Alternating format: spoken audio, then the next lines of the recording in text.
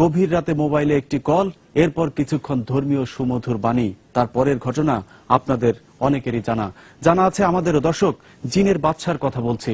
Phone করে মানুষকে ধোঁকা দেবার এ ধরনের ঘটনা নতুন কিছু না হলেও নতুন হলো এসব কথিত জিনেদের নিয়ে এখন টেলিভিশনে বিজ্ঞাপনও দেয়া হচ্ছে, আর প্রশাসনের লোকজন বোধহয় সেসব দেখে মজাই পাচ্ছেন। আধ্যাত্মিক তান্ত্রিক জগতের অন্যতম শাস্ত্রীয় সাধক শাহ কবির চিশতির তেলেসমাতি জিন সাধনায় আপনার জীবনের যে কোনো জটিল ও কঠিন সমস্যাগুলো। আপনি কি লটারিতে বিজয়ী হতে চান? আজই সরাসরি মোবাইল করে গোপন নাম্বার জেনে নিন। এসব আজগুবি বিজ্ঞাপন চিত্র টেলিভিশনে দেখার পর অনেকেই হয়তো নিজেদের কঠিন সমস্যার সহজ উপায় খুঁজতে স্ক্রিনে দেখানো নম্বরে ফোন করেছেন। তারপরের তিক্ত অভিজ্ঞতা যে কারোর জন্যই বিব্রতকর। জিনের সাহায্যে শত্রু দমন, রাশির কুপ্রভাব থেকে মুক্তি ইত্যাদি বিষয়ের চ্যালেঞ্জ দিয়ে সমাধান দেয়া হয়। মধ্যরাতের পর থেকে কয়েকটি টেলিভিশন চ্যানেলে এ ধরনের বাছ বিচারহীন বিজ্ঞাপন চলতে থাকে। মূলত দেশের বাইরে থাকা বাংলাদেশিদেরকে প্রতারণার ফাঁদে ফেলতেই তাদের এই আয়োজন। আমেরিকা বিজয়ী কে চৌধুরী, কফিল বা মালিককে বশ করা, প্রেমে ভালোবাসায় ব্যর্থ, স্বামী স্ত্রী অমিল, বিভিন্ন ধরনের সমস্যার কথা বলে প্রচার করা এসব বিজ্ঞাপনের কোনটিতে শুধু মোবাইল নম্বর, কোনটিতে আবার ঠিকানাও দেয়া থাকে, যদিও সেগুলো আসলে ভুয়া ঠিকানা। বিজ্ঞাপনগুলো আলাদা আলাদা হলেও এসবের সবগুলোর হেকিম, কবিরাজ কিংবা ভণ্ড জিন অথবা জিনের বাদশা যে নামে ডাকা হোক না কেন, সবগুলো নিয়ন্ত্রণই একটি চক্রের হাতে। শ্রেষ্ঠ আধ্যাত্মিক গুরু পীর বাবা শামসুদ্দিন রহমতুল্লাহ আলাইয়ের দেয়া নম্বরে লটারি খেলে শত শত প্রবাসী কোটিপতি হয়েছেন। চক্রটি ভারত, পাকিস্তানের বিভিন্ন আলেমদের ছবি ব্যবহার করে কোনো একটি নাম অথবা ঠিকানা দিয়ে এসব বিজ্ঞাপনগুলো প্রচার করেন। আসলে ওই ছবির কোনো ব্যক্তি অথবা ওই নামের কোনো মাজার ওই এলাকাতেই পাওয়া যাবে না। যে কোনো দৈহিক বা মানসিক সমস্যা, টাকা পয়সা ধার নিয়ে ফেরত দিচ্ছে না। আশ্চর্য হবার বিষয় হলো, রাজধানীর স্বনামধন্য বিপণী বিতান বসুন্ধরার বিভিন্ন ব্লকে এ ধরনের অনেকগুলো ভণ্ড জিনের দোকান রয়েছে। বিষয়টি নিয়ে কথা বলতে গেলে তারা ২১-এর চোখের টিমের সাথে অসৌজন্যমূলক আচরণ করেন। ক্যামেরা, মোবাইলও কেড়ে নেওয়া হয়। জানা যায় বসুন্ধরা কর্তৃপক্ষের সাথে একটি চক্র এই ব্যবসার সাথে জড়িত, আর তাদের প্রধান শক্তি হল থানা পুলিশ। তেজগাঁ থানায় নিয়মিত চাঁদা দিয়েই চলছে প্রতারণার এই ব্যবসা, যে কারণে গণমাধ্যমও তাদের কাছে কোনো ব্যাপারই না। বিজ্ঞাপনগুলো বেশিরভাগ অনেক রাতে প্রচার হবার কারণে বেশিরভাগই প্রবাসীরাই প্রতারণার শিকার হন। হুজুর জিন সাধন করে ও ইসমে আজমের আমল দ্বারা অতি অল্প সময়ে বিজনেস আকারে মানব করে যাবতীয় সমস্যার সমাধানে খেদমতে নিয়োজিত এ ধরনের একজন তাসলিমা সৌদি আরবে বাসা বাড়িতে কাজ করে 2 বছরে যা উপার্জন করেছেন তার পুরোটাই গিলে খেয়েছে ভণ্ড এক জিন সাধক বাবা। কি বলে নেয় মানে কইছে যে কোরআন শিব দিব মসজিদে, তারপরে এতিমখানা খাওয়াইবো, তারপরে অনেক এদি বলছে আবার কি জায়নামাজ কিনবো, তারপরে এরকম করম করে করে কথা নিতেছে। কইছে আর কি যে হ্যাঁ গো নাকি জিন নাকি পালে হ্যাঁ গো বুক দিতে হইব, এসবটা কইয়া কইয়া নিচ্ছে আর কি। আচ্ছা, কত টাকা দিয়ে? টাকা দিয়েছি 2.5 লাখ টাকা পরে আছে আরো। কতবারে দিচ্ছেন? মানে হিসাব করলে বলুন যে কত টাকা আরো বেশি হইব মনে আর কি। হ্যাঁ, কতবারে দিয়েছেন এই টাকাটা? টাকা দিছি 12 বার হইব। ঠিকানাটা কি ছিল আপনার টেলিভিশনে?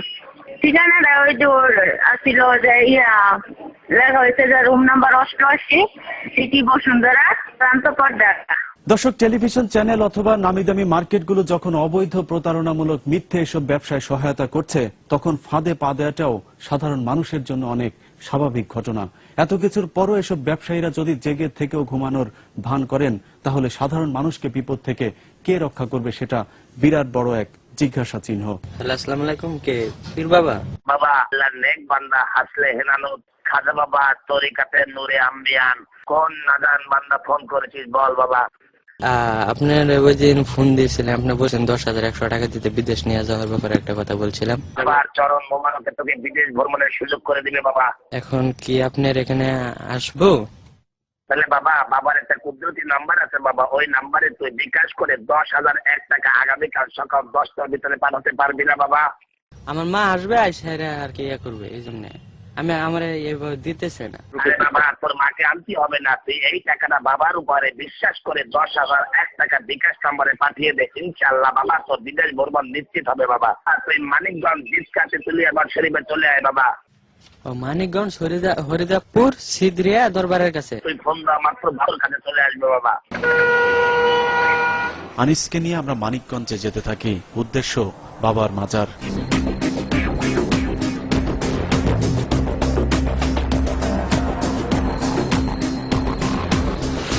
মানিকগঞ্জ বাস স্ট্যান্ডে গিয়ে বাবা আনিসকে ফোন করার কথা বলে, কিন্তু সেখানে যাবার পর বাবার ফোন বন্ধ।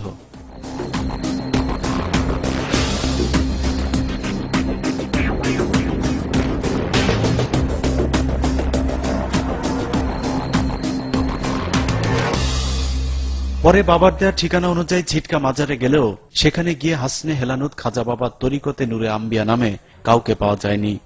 আপনারা কি টেলিভিশনে কোনো অ্যাড দিচ্ছেন যে জিন সাধক বা মানুষের যত ধরনের সমস্যা আছে সেই সমস্যাগুলো সমাধান করবে, এরকম কোনো অ্যাড দিচ্ছেন টিভিতে? না, কখনোই না।